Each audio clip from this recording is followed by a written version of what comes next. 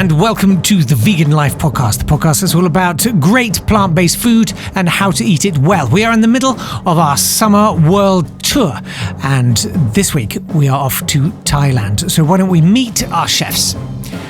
Now, again, my pronunciation is going to be all over the shop, so forgive me and tell me why I'm an awful, worthless Westerner. Napat Chawsoun, how was that?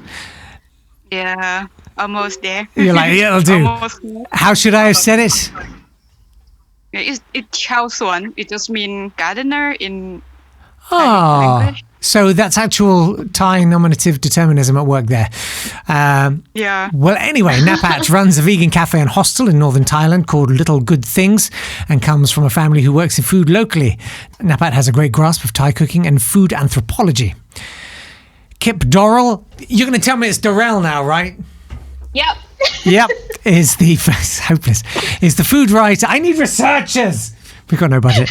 Is the food writer, Thai food enthusiast, and founder of Messy Vegan Cook blog, which mainly consists of authentic Thai recipes and a sort of not really confessional, but a sort of I'm okay with myself description of chaotic cupboards with things falling out of them every time you open them, with which I could very strongly identify. And Napat Totienchai, how was that? It's really wrong. You actually call me Jajah. It's better. Jajah. Yeah, we'll just go with Jajah. Is the founder of the vegan restaurant and bakery chain Veganerie, which is hugely successful in Thailand. And right now is driving from Bangkok to Phuket, literally right now in a car. Is that right? Yes. How long is that going to take you? Oh, you mean that I am driving, right? Out of the Bangkok, right? Yeah, is that right? Yeah, I am driving from Bangkok to Phuket. It takes about 11 hours. So we Wow. will take 2 days. Yeah.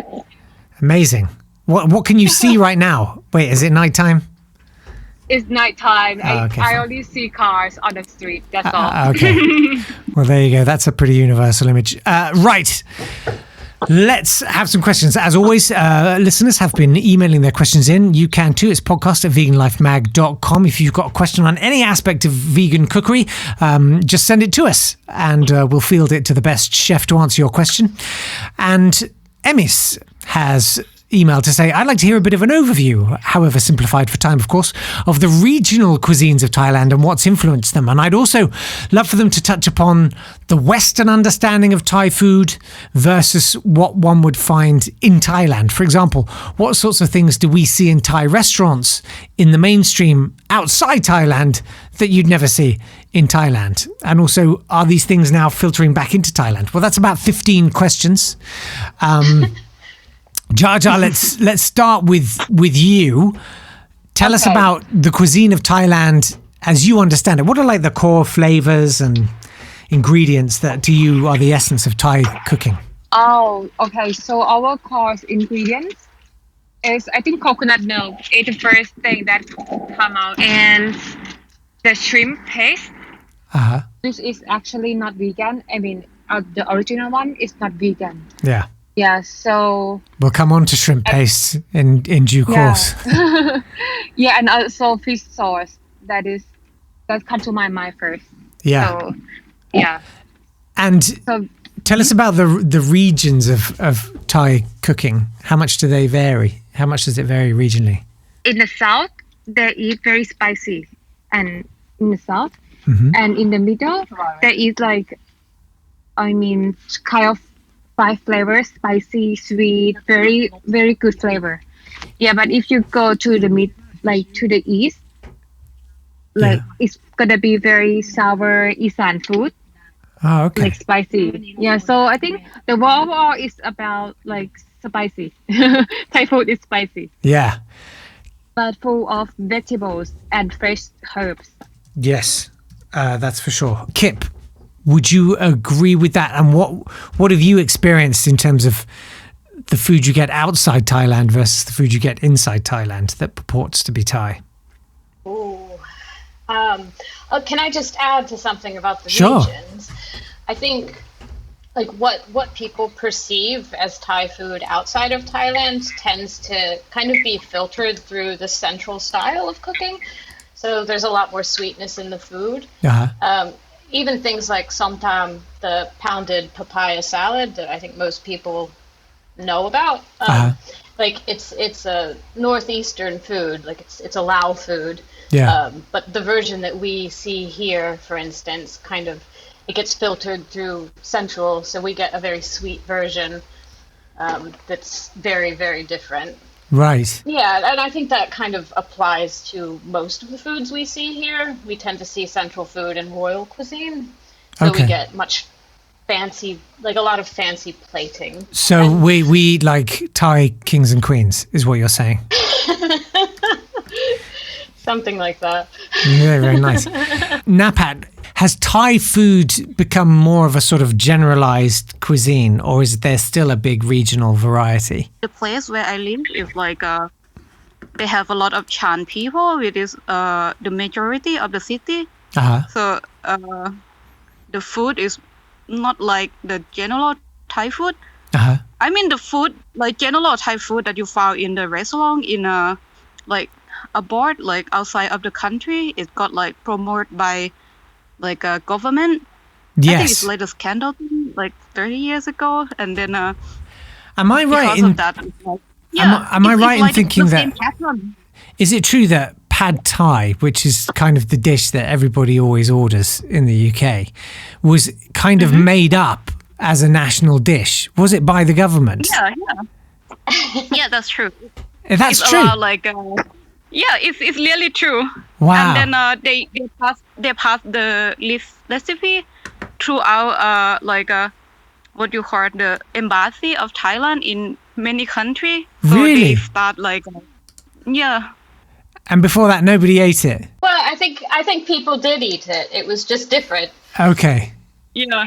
Yeah, I mean, it's not a million miles away from a lot of other Thai dishes, is Chinese it? food. Do you know why they did that? Was it? In the era of like nationalism, they try to first promote like Thai nationalists, and then the second is like that era is like, I think it just like after World War, so we have like the shortage of like the fresh ingredient like rice and things. So they like a broken rice that they made into rice noodle is a lot more cheaper. So the government tried to like sell that rice noodle dish.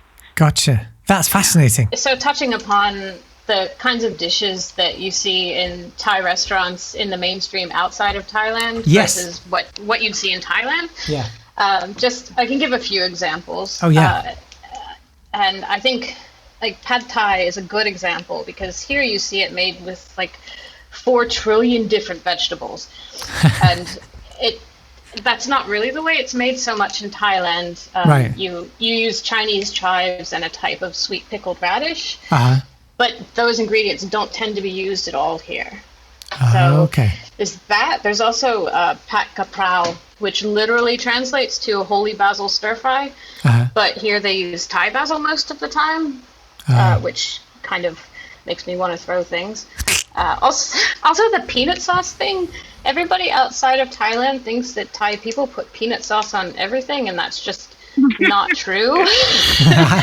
There's a very limited number of dishes that have peanut sauce with it, and they're not every day. Right. And also curries. I think, again, with the tons of vegetables, instead of like in Thailand, you might find 2 or 3 different ingredients in a curry. Right. And also the consistencies of curries in Thailand can vary hugely, like from very thin to like click, like you can slice it. Kind of like a very thick, oily consistency to the coconut milk. Yeah. And I think that's what we're used to here, but it's too rich, I think. Yeah. To just eat a whole bowl of that or a plate of that, you would only have a little bit of it with a lot of rice. I mean, says you, but you know, sure. Yeah. I mean, it's not too thick if I can slice a wedge of it like a cake. And we all have our preferences. sure. That's a really good point. This whole thing that we're sort of eating all the sort of the royalty food every day is really, really interesting. Well, it's not just the. Sorry. No, go on. It's not just the royal food. I mean, it's difficult to break Thai cuisine down into so many different regions, I think, because like you could say there's northern, southern, northeastern, and central, but then you could break down central into central and Bangkok, and then break down Bangkok into Bangkok and Royal. Right. And like you could break down southern into southern and Muslim Thai, which is unfortunately not talked about at all. So, you know, it's we totally can big here. topic. Yeah. Like I can give an example of Matsuman Curry. Uh-huh. Like the central version, I think, is what most people outside of Thailand know. It's, you know, quite sweet and rich and, you know, not super overpowering. Yeah. And it's made with a curry paste that has kind of the usual base ingredients of curry paste, your lemongrass and galangal and dried chilies plus spices and things. But in the south, there's not really a curry paste in the Muslim style. It's more of like a garam masala that's fried in oil and then topped up with coconut milk. Okay. So you just see like similar dishes that even inside Thailand are prepared very differently, you know, depending on where you go in the country. Yeah. Let's come on to some more questions. Jain says, what are some good dishes if you can't get specialty ingredients? And what are some specialty ingredients you should make an effort to find on the internet? Kip, you live in the UK. Tell us. I think the easiest thing to go for if you don't have a lot of access to ingredients is Thai salads. Yum. I mean, at the most basic, you just need lime juice and soy sauce and maybe some sugar. Right. And you can put that with any kind of vegetable. Boil some green beans, just, you know, blanch them. And yeah, some herbs, some coriander. You can use mint. You can toast some coconut and put it in there. The one thing I would say is make sure you use a Thai soy sauce because it's very, very different. Oh, really? From other soy sauces. Yeah, it's a softer flavor. Right. Yeah. No, I'd like to try that because I'm not necessarily all that down with soy sauce generally. I know you're supposed to like it, but it's not that I don't like it. I only want a tiny amount. Yeah, I think it needs to be used in balance. But it's helpful to try a lot of soy sauces from a lot of different countries because you really taste differences and you might find a preference for one over another. I'm going to do a tasting. I'm going to have it. I'm going to get drunk on it. I think getting a Thai soy sauce is, you know, that's necessary. You can get Healthy Boy brand soy sauce here very easily. I would also get Thai seasoning sauce. Golden Mountain brand is also easily found. You can recognize it. It has a green top. It's the only bottle you're going to find with a green top. Okay. And garlic, white pepper, and coriander root or coriander stem. I think a lot of people don't realize how important those ingredients in combination are in Thai cuisine. Jajah, what for you, you know, would you say was the key thing, the key ingredient that's worth hunting out if you want to cook Thai cuisine? Yeah, I actually agree with that. Coriander is it's make a difference, like coriander seeds and some lemongrass and of course garlic. Because actually in Thailand, there are two types of vegans. Chinese vegan, Chinese Thai vegan, and normal vegan. And what's the difference? For Thai Chinese vegan, it's more about religious belief, so they don't eat garlic. Oh, so okay. no garlic. Yeah, no garlic, no onion, no chive in the food. So the food is, it's not that interesting taste. Vegan oyster sauce. Vegan oyster sauce. Because in Thai and Chinese cuisine, we use a lot of oyster sauce, but in vegan version, we use shiitake mushroom sauce. Yeah. So it can replace the oyster sauce, and it tastes very good, and it's good for stir fry. if you stir fry the vegetables, when you put the vegan oyster sauce, which is from the shiitake mushroom, and it make like the stir fry very special. Yeah. The Thai Chinese vegan that Jajah was referring to, I think it's worth pointing out that it's Jain food, which I think quite a few vegans outside of Thailand have heard of the Thailand Vegetarian Festival, and that's kind of the style of food, and it's very big in a lot of places in the south and in Chinese areas, like in Bangkok. I'm going to have to do some research and find out why you don't eat garlic and onion for religious reasons. That's fascinating. I think the Jain diet is a lot more focused on health. Right. It's more about body purity than veganism, but it Okay, happens to be a vegan diet. Yeah, I'm out. Yeah. It's very good, though. It's very good because there's a lot of oil. Okay, fine. If there's a lot of oil involved, then that's fine. Napat, let's turn to you. What are the specialty ingredients you think are worth hunting out? Yeah, I think the thing that you like first put the effort on to frying is galangal and finger root. I think these two root herb you cannot substitute with ginger. It's so much different. Really? What's the difference? Why is galangal different? I think galangal is like is in almost every Thai curry paste, and the note, like the flavor of it is the same family with what you call ginger. Yeah. But the taste is like opposite. It's like ginger is like warm, but galangal is like cool, refreshing note. Okay. So, I mean, for the lemongrass, it's just only one kind of lemongrass. You just use lemongrass, but like galangal and ginger is totally different. Okay, interesting. Okay, I'm going to make the effort now. I haven't been making the effort. I need to make the effort. Okay. Are you really going to make the effort? No, I know I am. I mean, with all of these podcasts, I've taken something away each time. And following on from the India one, I put mace in my curry for the first time, and it was really good. So I do believe, and I promise, if no one else listening does, I act on all of this advice. I promise. Now we've come on to, this is a sort of a cluster of two questions really. This is KK and Kevin.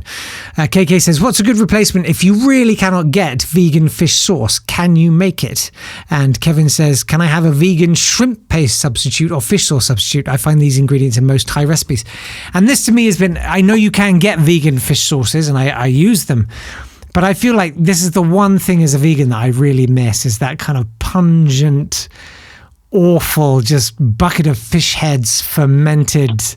I mean, it's kind of, it's so wrong and yet so right as a flavor, and it's so hard to mimic, I would say. Napat, do you use vegan fish sauces? Do you use something else?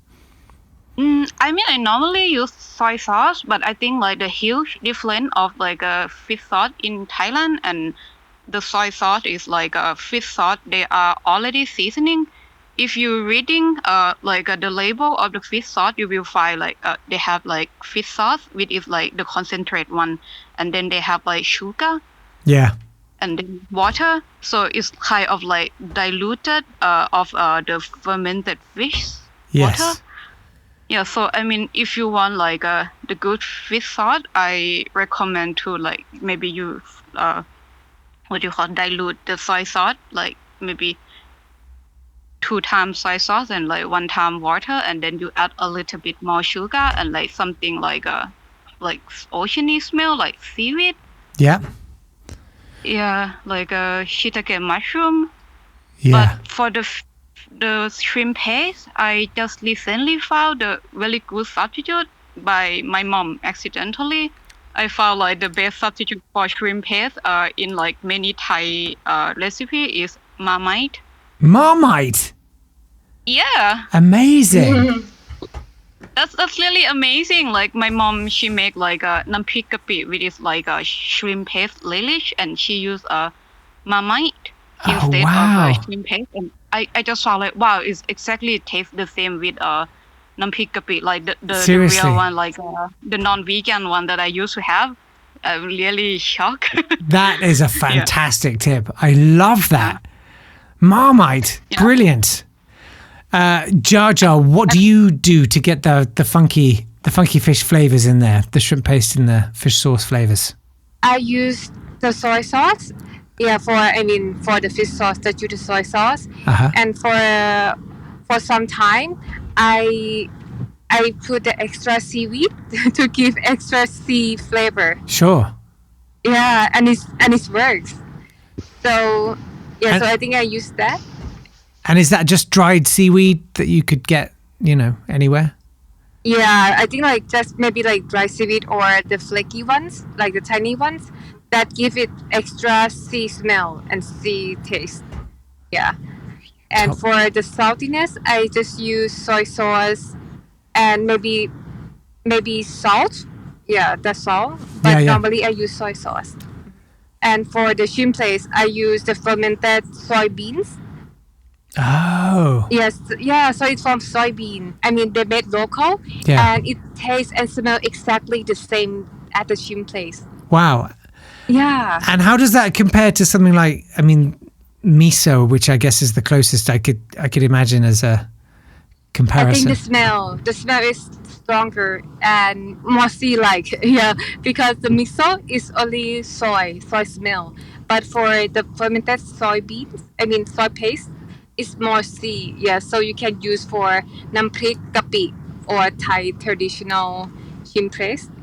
And it tastes the same. Yeah, my non-vegan friend, they cannot tell that it's vegan. That's incredible. Kip, have you tried this? Yeah, as Napat was saying, I bring it back in bulk from Thailand. I can imagine. Oh, nice.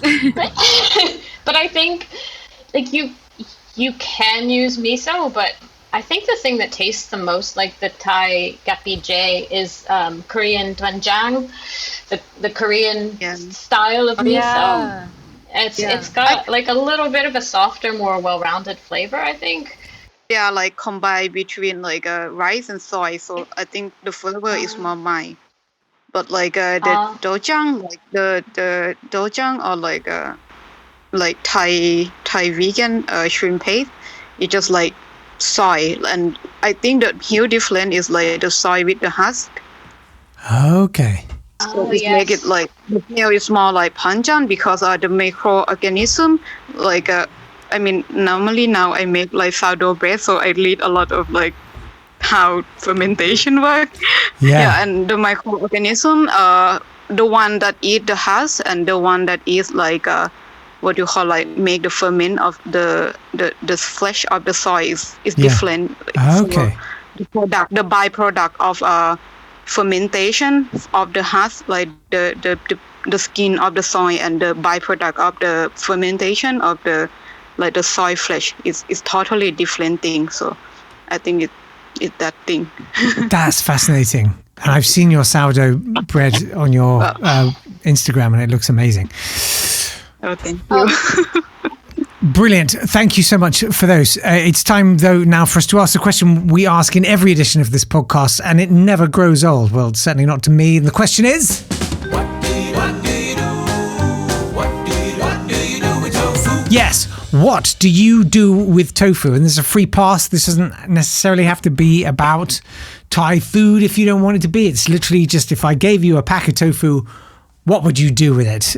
Kip, let's start with you. I cut tofu up and I boil it with maybe a 1 to 2% salt solution with a little bit of MSG. And then just boil it for maybe 15 minutes. Let it cool, throw the whole lot, including the solution, in the fridge, and you just have this like really, really flavorful tofu to use in things. Oh, interesting. And it stays, it holds its own. It doesn't fall apart. It changes the structure a lot. It toughens it, actually. Is it like the freeze thaw method? No. Okay. But boiling tofu to get flavor inside of it is a lot more. You'll have more success with that than if you marinate it. Marinating is a little bit of like a myth. You only kind of penetrate very little bit of the outside layer. I'm kind of relieved to hear you say that because I've always felt like I was a bad marinator. Nope. Interesting. I also wanted to say, if people in the UK are looking for a good vegan fish sauce, there's a brand called Ao Lac. It's a Vietnamese brand. It's AU space LAC. And it has that really funky flavor and is really salty like fish sauce as well. So I really recommend, if you can find that brand, to seek it out. I'm totally going to be Googling that one. That sounds awesome. Napat, what about you? What do you do with tofu? In my region, they have like really special way to like preserve the tofu. Oh yeah. Like if you have tofu that left over from the day that you will eat. I mean, tofu is like the fresh thing here, so you have to eat like in the day that they made. Yeah. And if you have the leftover, normally they will apply like a little bit of baking soda outside. Yeah, and when the baking soda penetrate, like absorb into the tofu, you fry it, and then you got like, we call it here tua pu sing, which is like a seasoned tofu, because baking soda, they have a little bit of like saltiness, and then when you fry it, it puff up and the inside is like really spongy and creamy. Wow. Yeah, it's so good. I gotta try that. So I'm gonna be running a Mae Hong Son themed supper club soon, hopefully. So if anybody wants to try the tua pu sing, they can come to that supper club. Yeah, okay. I will be signing up for that forthwith. I finally worked out how to make it. You can make it by yourself. Like you find like firm tofu, have to be firm. The soft one, it will like fall apart, crumble into pieces. But yeah, the firm one, and you apply like really like a little bit of baking soda on it, and just that. Amazing. And fry. Jajah, what do you do with tofu? Actually, for me, I like to make it vegan omelette. Oh yeah. I like to make it like the flat omelette and wrap it with pad thai. What? That's genius. Tell me what. Wow, God, go on. You should do it for sure. And and it looks the same. Vegan pad thai, and then you make very thin omelette with tofu, and you put the nutritional yeast and turmeric. Okay. Yeah, and then you just wrap it like a crepe, and it's amazing. So you wrap it around the pad thai? Yes. Oh, that's the work of genius. Kind of a crepe, like the crepe. That's up there with, whoever decided to put a burger between two donuts. I love that. Yeah, you should try. It's so good. And when you take the picture, and it look the same, like the original one. Okay, this sounds like it's going to be a difficult question to answer given what you've told me about the regional variation and all the rest of it. But Wendy's emailed to say, what's a traditional Thai curry recipe? I love a Thai green curry. Well, so do I, Wendy. But I feel like, this is probably a how long is a piece of string question. Jajah, let's start with you. Actually, I would recommend Khao Soi. Khao Soi. Have you heard it? No, what's that? Khao Soi is nice. Oh, is it? Yeah. But which one? There's so many Khao Soi. Tell us about it then, Napat. My grandfather, he ran like the Khao Soi only shop. Like he sell only one thing for like 50 years before he passed away. Khao Soi is like the curry noodle, and it's like heavy influenced by Myanmar, like Muslim community, and like Shan, like in my region, and what you call like Southern Chinese people. So they have like various kind of Khao Soi. I mean, it's normally it just mean noodle, but like the one that in like people in Thailand used to is a curry, coconut curry noodle. The base of the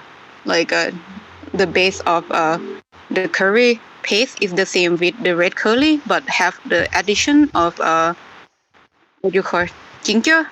This one is ginger, right? And and the masala is not curry powder. I mean, Bangkok people, they just put curry powder in it, but like in the northern, in another plate is like some kind of a masala mix.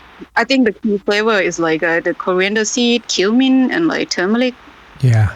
So I think it's really close to garam masala of Indian more than curry powder.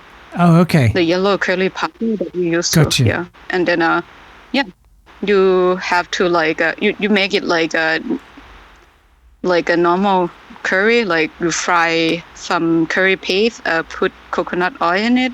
No, coconut milk in it, and then normally it with like meat. It's like meat-based dish, so you can substitute for like anything that you like, and then put it on the noodle. And then the best part is you have to top it with fried crispy noodle. That sounds amazing. And it's amazing. It's like one of the dish that I wish people outside Thailand could try. Yeah. Kip, have you tried this? Yeah, I think it's kind of a tourist favorite in Thailand as well. Napat, is that the curry that you wanted to recommend, or was there another one that you wanted to suggest? Because I know that was Jajah's choice. I would suggest like a Hinley curry. Normally it's like the braised meat, really long time with a lot of like ginger and potato and like onion. Yeah. But then the vegan version, you can make it with the stem of the mushroom and like meat substitute. But this curry is like have every flavor that you like. It have like the spiciness, like a little bit of sweetness, and like warm gingery.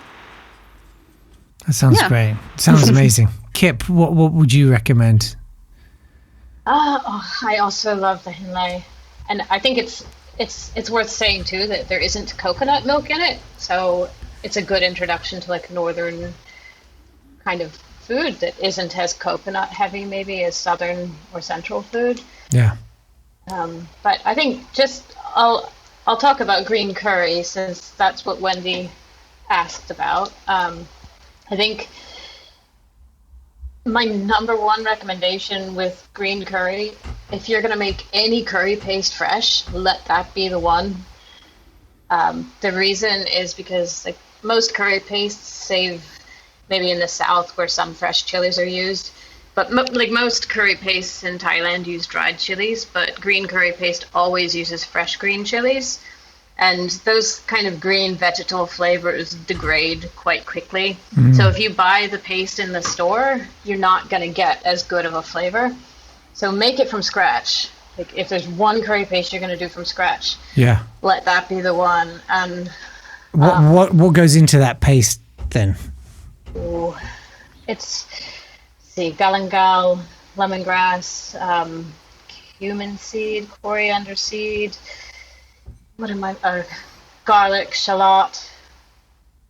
I'm probably missing something. It's okay. And green chilies, presumably. Yeah, of course. Yeah, I guess that's the green part, right? I don't know. I'm guessing. You could have said spinach, and I'd have believed you. So there's a recipe on my blog. But actually, when you talk about spinach, I see, so a lot of times when you see green curries in restaurants here, they will be bright green, which I think people either blend coriander or chili leaves, and that's really weird. Like green curry isn't actually that green. It's more of like a tan color, like with a little bit of a green note to it. Yeah. So, I think take the paste, fry it in some oil, or you can reduce coconut cream if you want to do it traditionally until you get oil coming out of the cream, and then fry the paste until you can't smell like the rawness of the garlic and shallots, and then you can top it up from there with coconut milk or coconut milk with some water or stock. Season it with maybe a little bit of palm sugar or a lot if you like it to be very sweet. I'm raising my hand. Yep. Add salt, soy sauce, or vegan fish sauce, whatever. So it's quite salty as well. Yeah. No lime. Lime doesn't go in. Everyone thinks lime goes in coconut curries. Yeah. No lime. You can put it in if you want, do whatever you want. Yeah, whatever tastes yeah. good to you, but it's not the done thing. Oh, very when interesting. you Google Thai curry recipes and you look at Google Images, you mostly see just a screen full of images of curry with lime and coriander leaf, and it's just not it's very weird. Okay. Amazing. Napat is used to listening to me complain about these things. Amazing. That's fabulous. But recently, I found that in Japan they the pad kaprao, the basil stir fry Thai style is really popular, and they eat it with lemon juice. But I found it's really good. Okay. Oh, that sounds good. It's really interesting and wow, that's actually really good. Oh, okay. There you go. Culture does not respect the hard borders that we try to impose. It Yes. moves and it changes. And obviously, we're not here to yuck anyone else's yum, unless, of course, it's tempeh, in which case you're sick and there's something wrong with you. I've recovered from my Mexican wobble there. Jajah. Yes. You're back. It's good to have you back. Yeah, I'm so sorry for the trouble, and the signal is down and up. You're doing brilliantly. We're just, the fact that you're hanging in there is amazing. Richard says, I have a few questions around coconut milk. Should I cook with coconut cream or coconut milk for traditional Thai recipes? I also see in recipes to cook until a custard consistency. Does this actually change the taste of the coconut milk, or is it more of a texture thing? And the last question, I've seen in some recipes to use both coconut cream and coconut milk. Why is this? Says Richard. Kip, let's ask you. I'm really glad someone asked about this. Thank you, Richard. Well done, Richard. I think this question is kind of integral to making coconut-based Thai curries, but I think a lot of non-Thai people kind of mostly fail to grasp the difference between this in Thailand and outside of Thailand. And I think the problem is the way these products are talked about in Thai language versus in English language are very different. So in Thai language, if you have a recipe for, let's say, a green curry, you might see two ingredients listed, the coconut milk head and the coconut milk tail. So the head is that fatty bit that rises to the top, or the sort of thing you would get from the first pressing of freshly grated coconut. And the tail is the more watery bit at the bottom, or what you might get from the second pressing of that same coconut flesh. Yes. But I think in English, it's kind of confusingly translated as coconut cream and coconut milk. And that's what we're finding on supermarket shelves here, too. Okay. So, what we think of as coconut milk is extremely fatty, and coconut cream is only a little bit more fatty here. So if you buy a really good brand of coconut milk, something that has 60% or more fat, and maybe try to find one that doesn't have thickeners and stabilizers, not for health reasons, I don't care about that, but because the reason that you're using the coconut cream, which you can just use from that top bit of your can or box of a high-fat coconut milk. You don't have to buy both. Mm-hmm. So you use that and you heat it to crack the cream.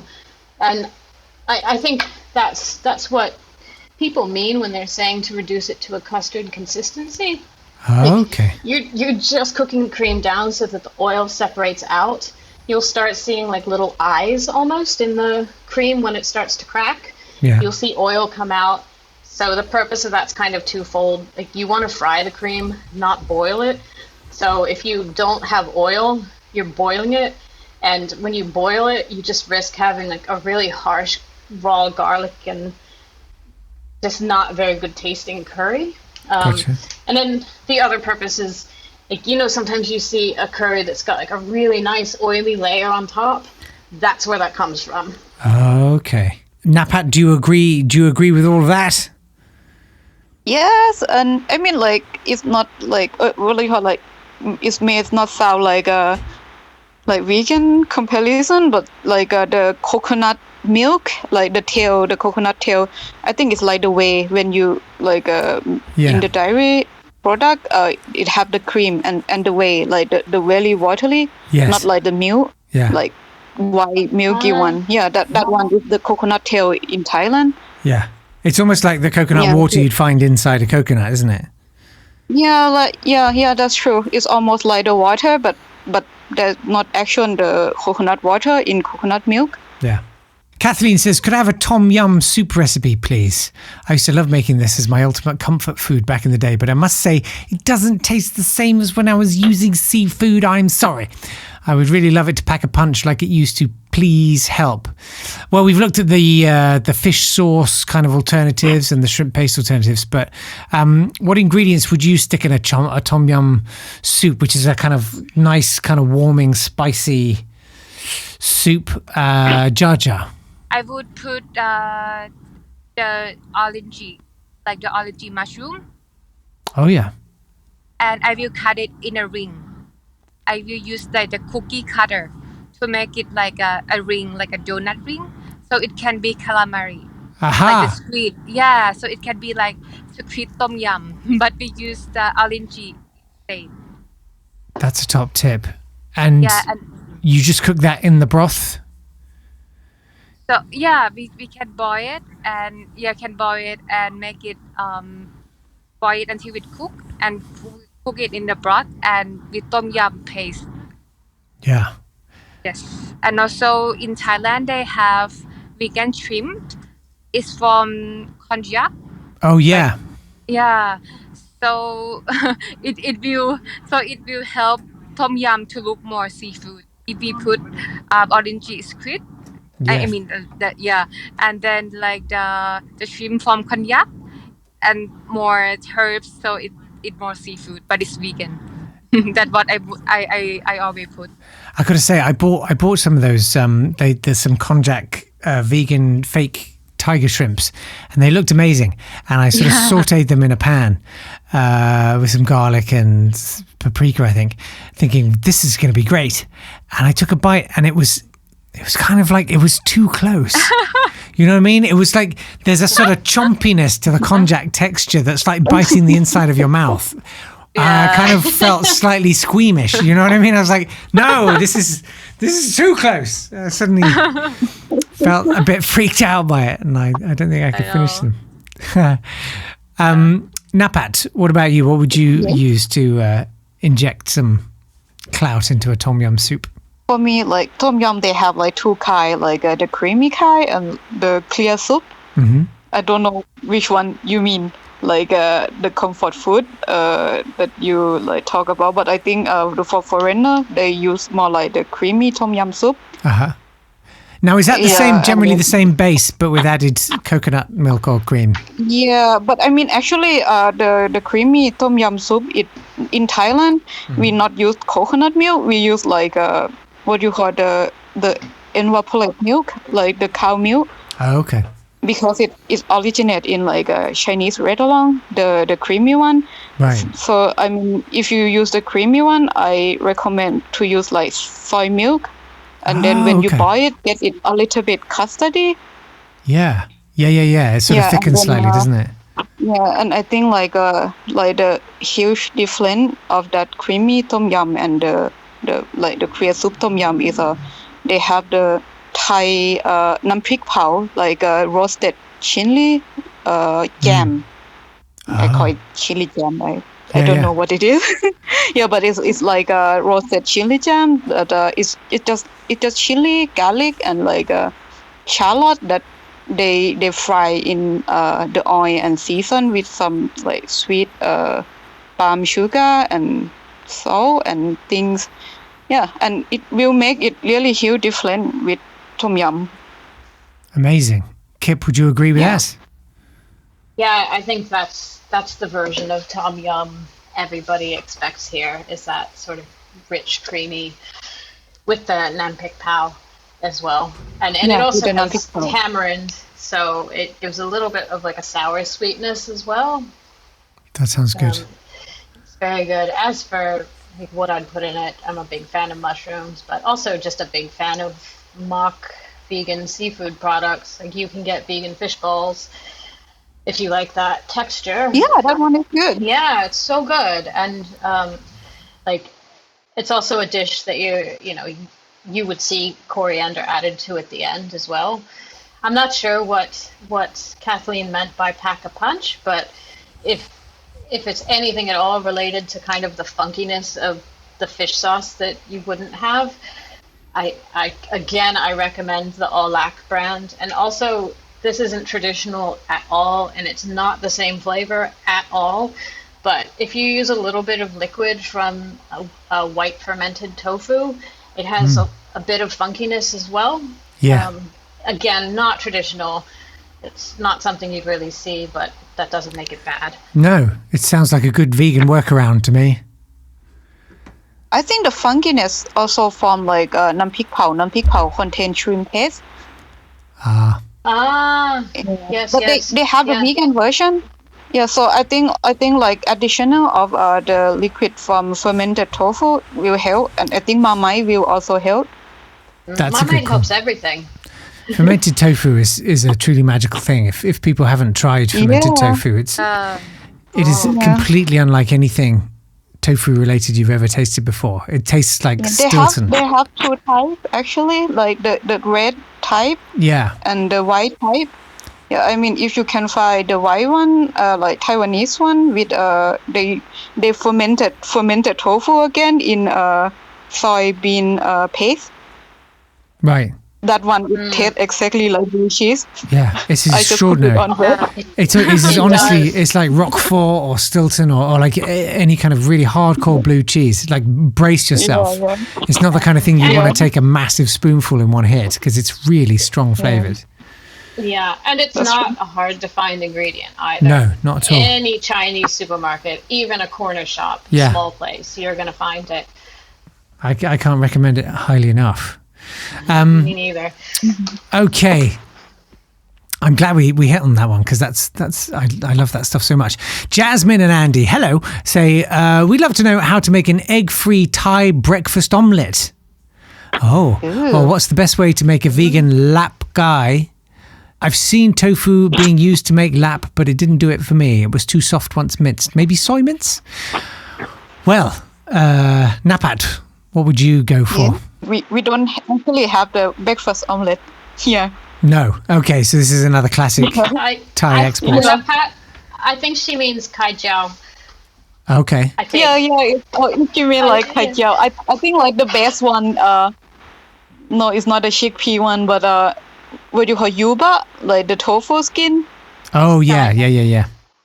Yeah, if you can find the dry one, you have to just rehydrate it, and then you put make the batter out of like black salt, a little bit of turmeric, a little bit of all-purpose flour and water, and just stick the rehydrated yuba together and fry. And what do you call it? If you can find the fresh one, like the fresh yuba, the one with soft, you can just marinate it in the mixture of turmeric and black salt and fry, and it just tastes exactly like the omelette we had here. It's got a nice kind of robust bite to it, hasn't it? It's sometimes called bean curd sheets. That's true. And I think for the seasoning, you have to use the seasoning sauce, the green cap seasoning sauce, the both brand. Yeah, that one. I think every kai jiao, the omelette shop in Thailand use it. That's I have to get myself a bottle of that stuff. Jajah, do you agree? Yeah, I totally agree with the part for the yuba, like the skin tofu, and it's make the omelette more Thai, because Thai omelette is crispy. So the tofu skin it creates the crispiness, and when we deep fry it or fry it with the hot oil, and then it's and it's very crispy outside and soft a little bit inside. And for me, I also put if I have some pan-based pork, like ground pork, because in Thailand, in original one, we have kai jia mu sap. It means omelette and pork. omelette and minced pork. So in this case, we can put the pan-based minced pork on top or inside as well. So yeah, so just give another texture and flavor. Yeah. Kip, would you agree with that? Yeah, I think if you want to use OmniPork with the one that Jajah just mentioned, it works really well. And sometimes I also add a little bit of sodium carbonate, which is baked baking soda. So it's a really alkali material, so it kind of helps to keep it a little bit crispier. Oh, wow. But you only need a tiny bit. Amazing. Jajah, what did you want to add? I would like to add for the case that we cannot find the pan-based pork, I think we can use the grilled mushroom and shred it. Nice. And shred it, and it tastes a little bit like chicken. That's a good tip too. Thank you so much. So we grill it first until it stickier. Yeah, so it's like chicken. That's what I always use. That's a great idea. Finally, I'm going to fire this one at Kip, who I think as an expat from the States will be able to answer this. Eddie Garza, who is our guest on episode 21 about Mexico, said, "Hi, Jake, I had a super fun time podcasting with you." Well, we did too. I have a question. In the US, I usually have to order takeout Thai spicy, which means super spicy. Is that the same term I'd use in the UK? Kip, do you know about this? If you're talking to Thai people, like if Thai people are actually the people cooking your food, then they'd understand. Because I think a lot of times people, like Thai chefs in Thailand, are very used to foreigners going and saying, "Oh, I want Thai spicy," and they roll their eyes and think, "Okay, I'll give you Thai spicy." Oh, and then they're sorry. It can be a lot. Yeah, so I think it's kind of like here because.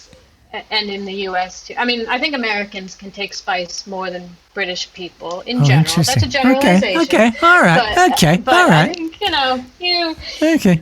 Yeah. Probably so true. I think you can say that, and it's kind of just saying like, please make it like you would make it for yourself. Yes. But that's a weird assumption because I think I've met Thai people who don't like chilies. So yeah, it can happen. Yeah. That's it. We've come to the end of the questions. Thanks everybody who sent one in. And before we go to my three amazing guests, tell us where can we find you and your stuff. Jajah, let's start with you. I mean, where we can find you right now, I've got this sort of doot on a map in my head. But online, where can we find you? In Facebook, you can type Veganerie, Veganerie. It's Veganerie, my restaurant name.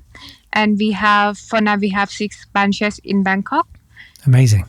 Yeah, and if you go to Instagram, so it's the same name, Veganerie. And we just launched the new online market named Veganerie World. So it's like the online platform that we gather the products from many vendors, not only our product, but also the local products and import products that are vegan. I mean, they need to be 100% vegan. Yeah. So and we create like the new online market, which is very. We got a good response from this. So it's a new platform called veganerieworld.com. Do you have the vegan shrimp paste? Yes, we do. Do you ship to the UK? Yes. Oh, I've never tried before, but I can find a way. Okay, find a way. I'm begging you. Yes. Napat, where can people find you and your stuff? Currently, my cafe is still closed to the COVID situation. Ugh. But I think you can just add me on Instagram, Napat NAPATCS. I post mostly of my recipe or a real meal over there. So that one. That sounds good. And do you have an account for your restaurant as well? Yeah, it's Little Good Things. Little Good Things. Got it. And Kip, what about you? You can usually find me just under my duvet. We'll be along directly. You can find me on Instagram at Kippy Snacks. You can look at my blog, which is mostly recipes. That's messyvegancook.com. And I also run vegan Thai supper clubs in East London. And you can either see that on the Instagram account I mentioned or look at kippysnacks.co.uk. Perfect. Thank you all so much. It's been a brilliant listen. And our next podcast is going to be all about Caribbean food. The World Tour rumbles on. Our next recording, though, is all about France and French food. If you've got any questions on it, why don't you get them in? It's podcast@veganlifemag.com. Veganlifemag.com is where you can subscribe to the magazine itself, or you can just go to a shop and buy it, or you can download the app if that's the sort of thing that you do. I don't know if I am, but, I should. Also, we're on Instagram too. It's veganlife_podcast. Do join us. I'm trying to post more sort of videos and bits and pieces on there. Thank you all so much. It's been brilliant. And from me, Jake Yapp. Bye-bye. This has been a Swanburst Media production.